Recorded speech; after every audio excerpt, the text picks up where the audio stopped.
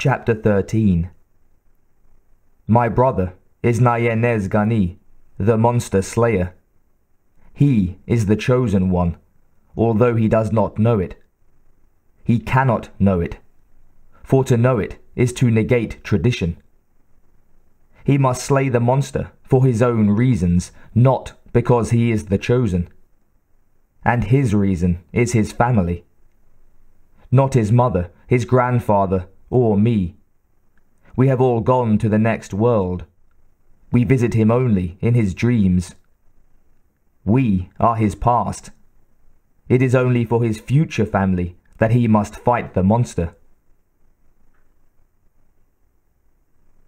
Nakai pulled Alda's red and white Ford convertible over at the roadblock and shut off the engine. The heat of the day was now surrounding him, smothering him.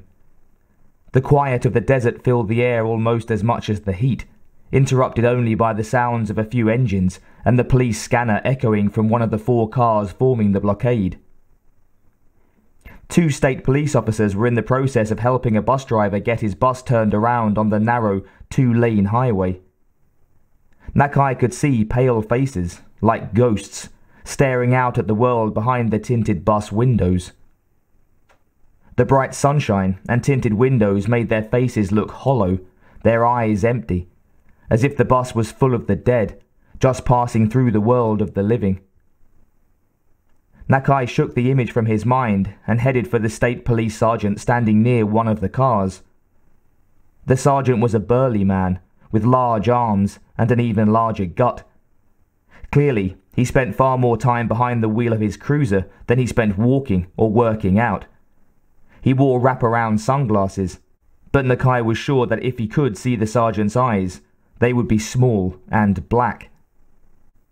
"Corporal Nakai, sir," he said, without saluting. "I was stationed at Cole." "Then you're a lucky one," the sergeant said without introducing himself, or even pushing away from the patrol car he was leaning against. "Seems Cole no longer exists." "I know," Nakai said, "and that's why I need to get through. I can help the Army's investigation into what happened." "Sorry, son," the sergeant said. "No one gets past here." "But you don't understand," Nakai said. "I'm stationed at Cole. I need to return. Like I said, Cole's not there anymore. So now you've got nothing to report back to, do you?" The cruelty in that statement made Nakai draw a sharp breath. He had lost friends at Cole. Didn't the man understand that? And then the sergeant leaned forward, and Nakai got an inkling of what the other man was trying to do. "I understand one thing, Chief." The sergeant's last word was not a title. It was a slur. "I'm not in the Army, and if I was, those hash marks make you a corporal, whereas I'm a sergeant." Nakai started to interrupt the officer, but the big man held up his hand and pushed away from the patrol car with the other. "So you understand this," he said, moving up directly into Nakai's face. "As long as Uncle Sam says no one gets through, nobody gets through. So march your red butt back to your vehicle and move out. That's an order." The last word he almost spit in Nakai's face. For an instant, Nakai thought of taking the fat man to his knees, but this didn't seem to be the right fight he should be picking at the moment. Without a word, he spun and walked away. Fat, racist pig. The sergeant didn't have a shred of human dignity, and he was making sure Nakai knew it. Alda had been right. He didn't owe the Army anything. In a day or so, he'd make a few calls to let them know he was still alive, and if they wanted to talk to him, he would talk. But chances were that it wouldn't make any difference. By then, they would either know what had blown up the base, or they would think they knew. He spun the car around and headed back down the road. At the intersection with Highway 36, he pulled into a dusty parking lot of Rosalita's Diner. Rosalita's slogan was, "Rib sticking food for hard-working people," and she did offer some of the best meals in the area. The diner itself was nothing to look at, a squat, dusty building in the middle of the scrub. People who were used to city food wouldn't even stop, but as a result, they missed one of the better truck stops in New Mexico. Usually, a dozen or so trucks filled the huge gravel parking lot behind the diner. Today, there were only 2 cars in front. It must have been too close to coal for most people's comfort. Besides, the truckers were probably worked up about the police barricades, and the way the media was reporting things, the entire area sounded like it was going to disappear at a moment's notice. Nakai pulled himself out of the convertible without opening the door. He crossed the gravel lot and climbed the steps, thankful that Rosalita's payphone was outside. He didn't want to have to face her today. The payphone's receiver was hot to the touch. Nakai held it in 2 fingers as he punched Alda's number with his other hand. 20 seconds later, Alda answered the phone, and her pleasure and relief at hearing his voice made him smile. It took him just a minute to tell her about the scene on the highway with the police. "So I don't have a choice, really," he finished saying. "I'll be back in half an hour or so." "The sooner the better," Alda said. "This entire town is spooked." "I am too," Nakai told her. "A situation like this would spook anyone." "There's more," Alda said, and Nakai glanced around the empty parking lot as the dread filled his stomach. How could there be more? Sheriff Bogle and Dr. Ellison were killed this morning, out by the old highway. A sheepherder's wife drove into town with the news, telling everyone to lock their doors. She was taking her children and getting out of Agate for good.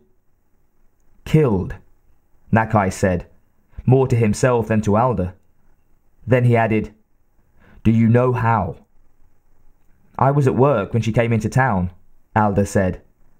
She didn't say how they were killed, just that they were lucky to get out. But her son kept repeating, blue fire, over and over." Even with the heat of the parking lot, Nakai shuddered. The thing that had killed Deetle was still alive, and moving. The blue fire was still killing. "Honey," he said, his voice as cold and harsh as he could make it. "Listen to me. Get the hell out of that town. Now!" "What are you talking about?" Alda said. "I can't go anywhere. You've got the car." Nakai glanced around at the convertible just behind him, then quickly came up with a plan. "Just catch a ride with someone down Highway 36 until you get to Rosalita's. The car will be here. You still have the spare set of keys, don't you?" "Yeah," Alda said. "But He didn't let her finish. "Now, just listen to me. Take the car across the border into Arizona as fast as you can and don't stop for anything. You've been wanting to visit your sister in Phoenix. Go there and I'll call you when things are safe here." "But why?" Alda asked. For a moment, Nakai thought he couldn't tell her. Then he realized that everyone who had sworn him to secrecy was dead. "Because the same blue fire was near the army base and it killed people there too." And then the base exploded. Alda whispered. "That's right," Nakai said. "But all the people here will be fine if I can do what I plan." "Then I can stay." "No!" The 2 diners in Rosalita's looked through the window at the sound of Nakai's voice. He turned his back and faced the parking lot.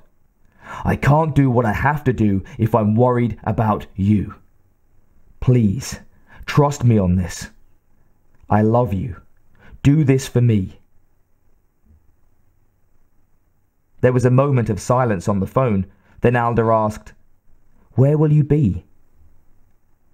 Nakai glanced at the open desert across the highway, back in the direction of the roadblock and the base. "I'm going to head down to what's left of Cole." "But why?" Alda said. "Why not come to Phoenix with me?" "There will be an army team there to investigate the explosion. I know more about the situation than they do. They need me. With my help, the army can stop whatever is doing the killing." Again, there was a moment of silence on the phone. Finally, Alda said softly, "Be careful." "I will," Nakai said. "But I want you out of the area first, okay? Promise me. I'll find you at your sister's in Phoenix." He held his breath for a moment. Alda took promises very seriously. If she promised, she would do what he asked. "I promise," Alda said. "Good," Nakai said. "Now get going. I'll call you as soon as I can." With that, he hung up the phone and glanced around the hot, dusty parking lot. Cars were already starting to stream past, families fleeing Agate and the death that hung over the area. He turned and headed into Rosalita's. He needed a meal and a lot of water, and then he would be ready.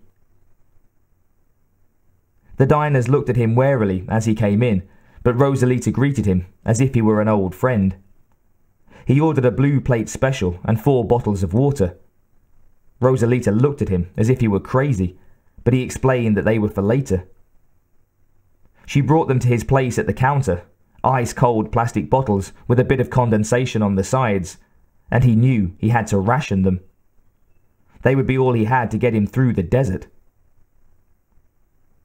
He ate the blue plate special so fast he barely tasted it.